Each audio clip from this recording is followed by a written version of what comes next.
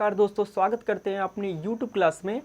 जैसे कि आज हम लोग विज्ञान के बारे में जानेंगे। विज्ञान के इस क्रम में आज हम भौतिक विज्ञान के बारे में जानेंगे। भौतिक विज्ञान किसे कहते हैं, यह हमारी एक इंट्रोडक्शन क्लास होगी और इसके बाद इसी क्रम में नियत जो है वीडियो बनता रहेगा। तो आइए देखते हैं फिजिक्स किसे कहते हैं। तो फिजिक्स जो है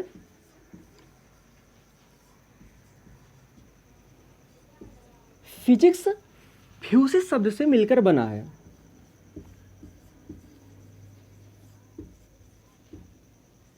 फ्यूसिस शब्द से मिलकर बना है जिसका अर्थ होता है नेचर, यानी कि प्रकृति। प्रकृति में दो प्रकार की चीजें होती हैं, एक तो जो हमें दिखाई देती हैं और एक तो हमें नहीं दिखाई देती है। एक तो हमें जो दिखाई नहीं देती है और एक दिखाई देती है। जो दिखाई देती है उसे हम विजिबल कहते हैं, यानी कि दृश्य कहते हैं, और एक नहीं दिखाई देती है जिसे हम क्या क्या कहते हैं, इनविजिबल कहते हैं।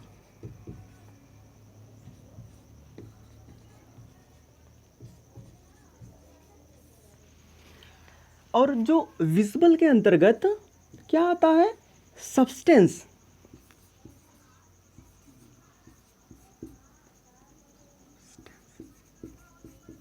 यानी कि पदार्थ, या हम इसे द्रव्य कहते हैं।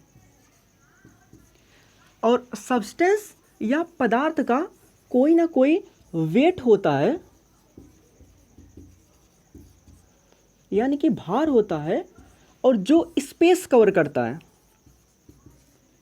यानी कि स्थान घेरता है।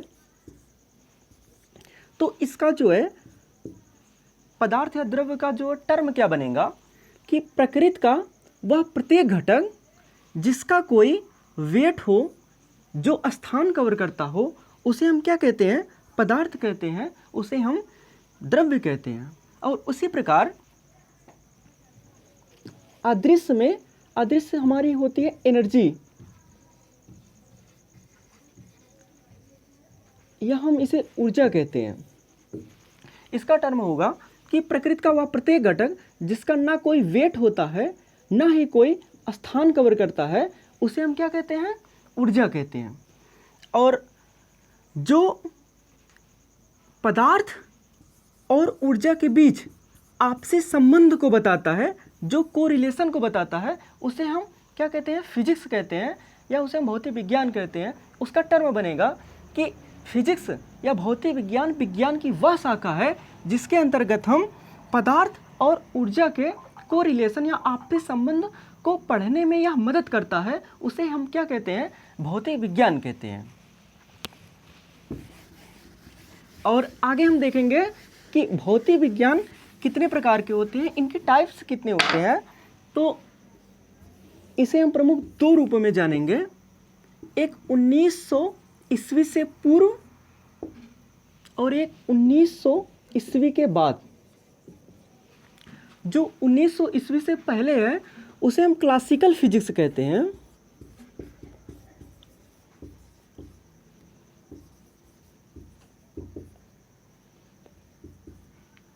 या हम इसे चिरसम्मत भौतिकी कहते हैं,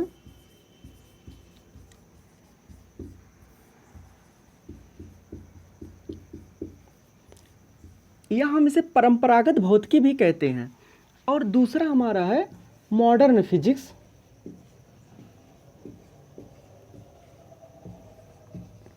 या इसे हम आधुनिक भौतिकी कहते हैं।